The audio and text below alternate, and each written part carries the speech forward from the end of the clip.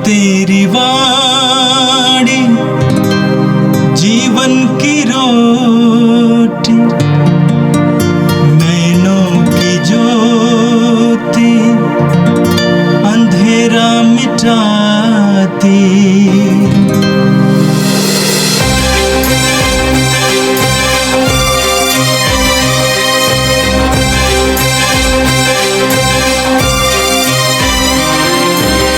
प्रभु तेरी वाणी जीवन की रोटी, नैनों की ज्योति अंधेरा मिटाती।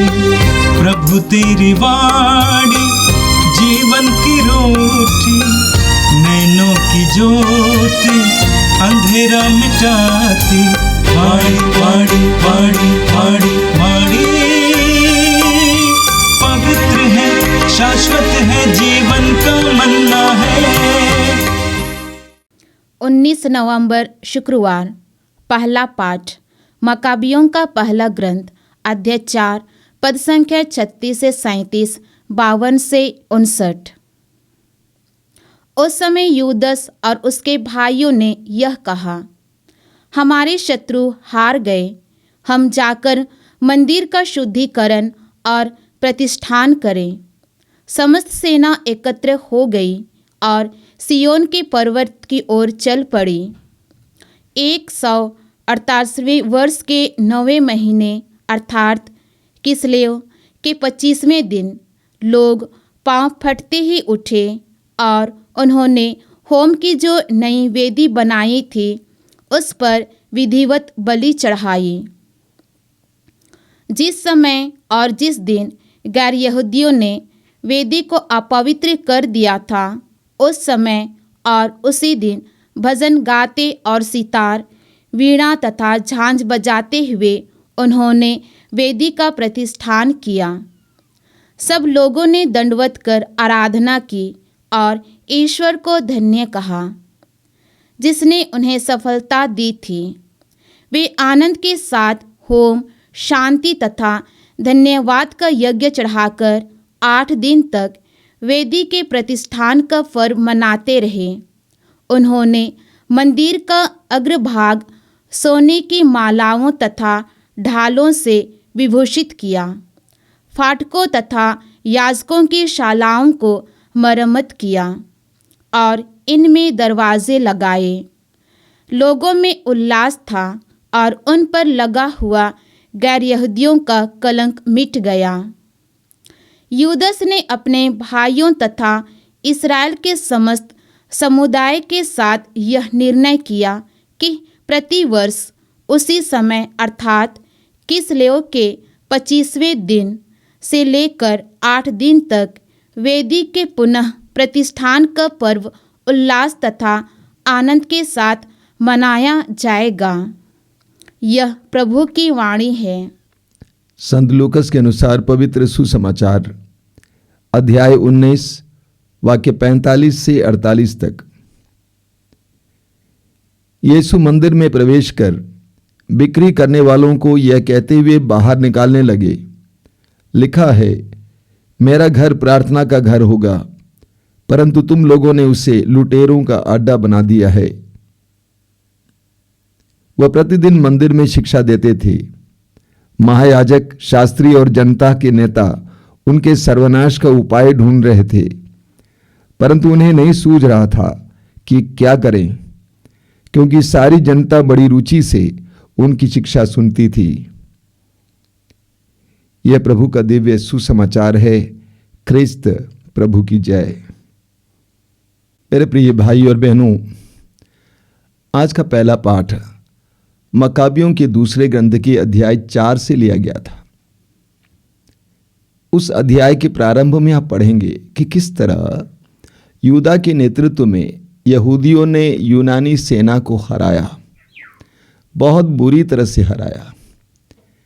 जबकि अध्याय की शुरुआत में आप पढ़ेंगे कि यूनानी सेना कितनी शक्तिशाली थी, उनके पास कितने शस्त्र थे, और यहूदी सेना में उसके पास कुछ नहीं था, हल्के फुल्के शस्त्र थे।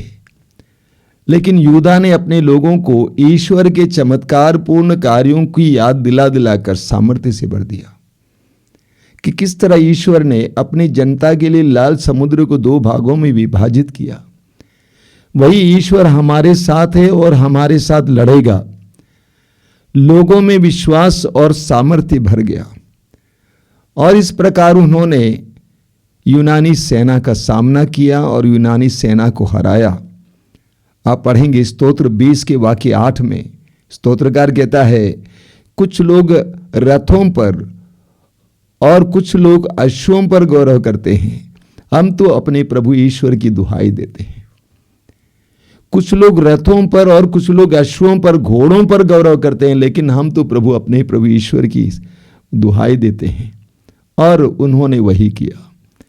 ईश्वर की दुहाई देते हुए यूदा और उसकी सेना ने यूनानी सेनाओं को हराया और वहां से यरूशलेम आसपास के प्रांतों से भगा दिया। उसके बाद आज के पहले पाठ में आप देखेंगे कि किस तरह लोगों ने सोचा कि हम यरूशलेम को, मंदिर को पवित्र करेंगे और वहां पर ईश्वर के नाम पर स्तुति की भेंट चढ़ाएंगे। वचन में लिखा हुआ है, सब लोगों ने दंडवत कर आराधना की और ईश्वर को धन्य कहा जिसने उन्हें सफलता दी थी। वे आनंद के साथ होम, शांति तथा धन्यवाद का यज्ञ चढ़ाकर 8 दिन तक वेदी के प्रतिष्ठान का पर्व मनाते रहे।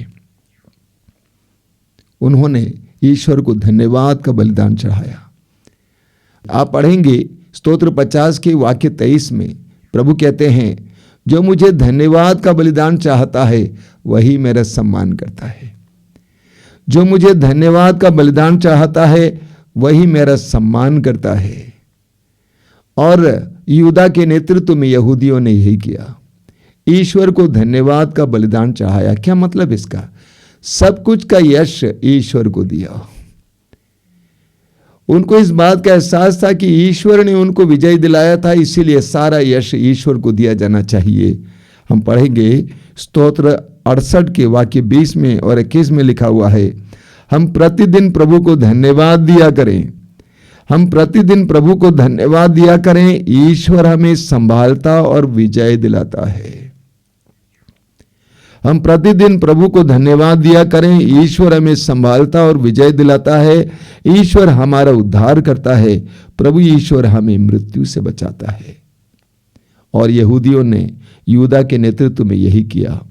हम पढ़ते हैं, यूनानियों ने जिस वेदी को, मंदिर की वेदी को अपवित्र किया था, यूदा और उनके साथियों ने उसको पवित्र किया और वहां पर ईश्वर के लिए भेंट चढ़ाई। इतना ही नहीं, यूदस ने अपने भाइयों तथा इस्राएल के समस्त समुदाय के साथ ये निर्णय किया कि प्रतिवर्ष उसी समय अर्थात किस्लेव के 25वें दिन से लेकर 8 दिन तक वेदी की पुनः प्रतिष्ठान का पर्व उल्लास तथा आनंद के साथ मनाया जाएगा। ईश्वर के इस महान विजय के लिए, ईश्वर के लिए धन्यवाद का बलिदान चाहने के लिए 1 सप्ताह उन्होंने निर्णय लिया कि हम एक पर्व के रूप में मनाएंगे। और ये पर्व यहूदियों के अन्य पर्वों की सूची में आ गया। और आज के समाचार में हमने सुना कि यीशु मंदिर में प्रवेश कर बिक्री करने वालों को यह कहते हुए बाहर निकालने लगे। लिखा है, मेरा घर प्रार्थना का घर होगा, परंतु तुम लोगों ने उसे लुटेरों का अड्डा बना दिया है। यहूदियों का एकमात्र मंदिर यरूशलेम मंदिर यरूशलेम में था और वो मंदिर यहूदियों के लिए आस्था का केंद्र था, आनंद का केंद्र था, आश्रय स्थल था। सभी यहूदी यरूशलेम मंदिर में जाया करते थे। हम स्तोत्र 122 की वाक्य 1 में पढ़ते हैं, स्तोत्रकार कहता है, मैं ये सुनकर आनंदित हो उठा, आओ हम ईश्वर के मंदिर चले। यह हर एक यहूदी का मनोभाव था। प्रभु यीशु स्वयं बार बार या सैकड़ों बार यरूशलेम मंदिर गए। जब वे छोटा बालक थे उस समय उनको मंदिर में चाहने के लिए संत यूसुफ और मां मरियम ले गए। उस समय से लेकर बराबर वो मंदिर जाया करते थे और सुसमाचार की घोषणा का कार्य भी प्रभु यीशु ने बार बार मंदिर से किया और आसपास की जगहों पर किए। तो प्रभु यीशु मंदिर बारंबार जाया करते थे। लेकिन वचन में लिखा हुआ है, एक बार जब मंदिर में प्रवेश किए तो प्रभु ने मंदिर के परिसर को देखकर बहुत ज्यादा दुखी होकर उस परिसर को शुद्ध करने का प्रयास किया। प्रभु ने देखा कि मंदिर का परिसर, मंदिर का प्रांगण बाजार बन गया था। पुरोहितों ने व्यापारियों से पैसा लेकर उनको व्यापार करने के लिए मंदिर का प्रांगण दे दिया था, परिसर दे दिया था, और वहां पर जानवर चिड़िए बेचने खरीदने का काम चल रहा था। पूरे मंदिर का प्रांगण अपवित्र किया गया था। और प्रभु ने कहा, मेरा घर प्रार्थना का घर होगा, ये लिखा हुआ है, परंतु तुम लोगों ने उसे लुटेरों का अड्डा बना दिया है। और प्रभु ने उन सबको वहां से भगा दिया और मंदिर के पूरे परिसर को, प्रांगण को शुद्ध किया, पवित्र किया। यह हमें सुसमाचारों में पढ़ने को मिलता है। प्रभु के मंदिर में प्रवेश करना और उसको शुद्ध और पवित्र करना हमारे लिए आज भी एक महत्वपूर्ण संदेश लेकर आता है। कोरिन्थियों के पहले पत्र की अध्याय 3 उसके वाक्य 16 में पौलुस कहते हैं कि आप नहीं जानते कि आप ईश्वर के मंदिर हैं। कोरिन्थियों के पहले पत्र के अध्याय 6 वाक्य 19 में संत पौलुस कहते हैं कि आप नहीं जानते कि आपका शरीर ईश्वर का मंदिर है। हम ईश्वर के मंदिर हैं। हमारा शरीर ईश्वर का मंदिर है। हमारा घर ईश्वर का मंदिर है। हमारा परिवार ईश्वर का मंदिर है। हमारी कलीसिया ईश्वर का मंदिर है। इस मंदिर को पवित्र रखना हमारा काम है, शुद्ध रखना हमारा काम है। इसको लुटेरों का अड्डा नहीं बनाना चाहिए, सांसारिक चीजों के लिए नहीं बनाना चाहिए, ईश्वर के निवास के लिए होता है। आगे हम सुसमाचार में पढ़ते हैं कि वह प्रतिदिन मंदिर में शिक्षा देते थे और महायाजक, शास्त्री और जनता के नेता उनके सर्वनाश करने के उपाय ढूंढते थे, परंतु उन्हें नहीं सूझ रहा था कि क्या करें, क्योंकि सारी जनता बड़ी रुचि से उनकी शिक्षा सुनती थी। प्रभु के बारे में लिखा गया है कि सारी जनता बड़ी रुचि से उनके वचनों को सुनती थी। क्यों? योहन के समाचार के अध्याय 1 वाक्य 14 में पढ़ते हैं। योहन लिखता है कि वह अनुग्रह तथा सत्य से परिपूर्ण था। वह अनुग्रह तथा सत्य से परिपूर्ण था। जब यीशु वचन सुनाते थे, उनके जरिए सत्य प्रकट होता था। उनके मुख से निकलने वाला एक एक शब्द सत्य को प्रकट करता था और उसके द्वारा ईश्वर का अनुग्रह भी प्रकट होता था। आप पढ़ेंगे स्तोत्र 119 उसके 103 में हम पढ़ते हैं, मुंह में टपकने वाले मधु की अपेक्षा तेरी शिक्षा मेरे लिए अधिक मधुर है। मुंह में टपकने वाले मधु की अपेक्षा तेरी शिक्षा मेरे लिए अधिक मधुर है। आप पढ़ेंगे स्तोत्र 119 के वाक्य 47 में, वहां पे क्या लिखा हुआ है, तेरी आज्ञाएं मुझे अपार आनंद प्रदान करती हैं, मैं उन्हें सारे हृदय से चाहता हूं।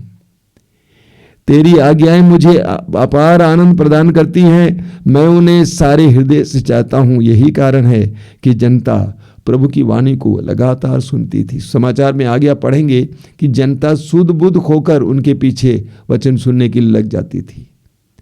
यहां तक कि प्रभु को उन पर दया आई।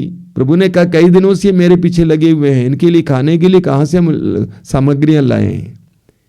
क्योंकि प्रभु के मुंह से जो शब्द निकलते थे उसके द्वारा ईश्वरीय सत्य और सामर्थ्य प्रकट होता था। योहन के सुसमाचार के अध्याय 15 वाक्य 11 में प्रभु यीशु कहते हैं, मैंने तुमसे यह सब इसीलिए कहा है जिससे मेरा आनंद तुम में हो और तुम्हारा आनंद परिपूर्ण हो। प्रभु ने अपने वचन के द्वारा हम मनुष्य जाति को अपना आनंद प्रदान किया। प्रभु का वचन सुनते समय लोगों के अंदर आनंद उत्पन्न हुआ।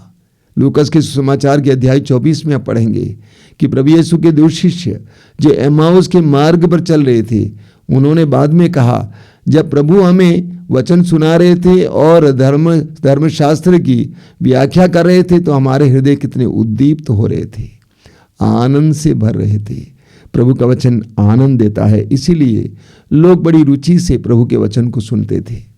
हमारे लिए भी एक संदेश है, प्रभु का वचन हमें आनंद प्रदान करता है, इसलिए हमें रुचि से उसको सुनना चाहिए, बड़े चाव से उसको सुनना चाहिए। मैं प्रभु को धन्यवाद देता हूं कि आप प्रभु के वचनों को सुनते हैं।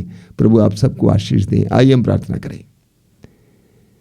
प्रभु यीशु, धन्यवाद देते हैं आज के सुंदर दिन के लिए, तेरे पवित्र वचनों के लिए। ये प्रभु तेरे वचनों में लिखा हुआ है कि तेरे वचन के द्वारा हमें ज्योति मिलती है, हमारे पथ को तेरा वचन आलोकित करता है। तेरे पवित्र वचनों को रुचि के साथ सुनने के लिए हमें कृपा दीजिए। हे प्रभु यीशु, इन वचनों को सुनने वाले मेरे भाई बहनों को आशीर्वाद देना। आज का संपूर्ण दिन उनके लिए आशीष का दिन हो। वे जो भी करें, जहां भी जाएं, वहां पे तेरी आशीष का उनका एहसास हो। हमारी इस प्रार्थना को ग्रहण करना प्रभु, आमीन। प्रभु तेरी वाणी जीवन की रोटी, नैनों की ज्योति अंधेरा मिटाती। वाणी वाणी वाणी वाणी वाणी पवित्र है, शाश्वत है, जीवन का मन्ना है।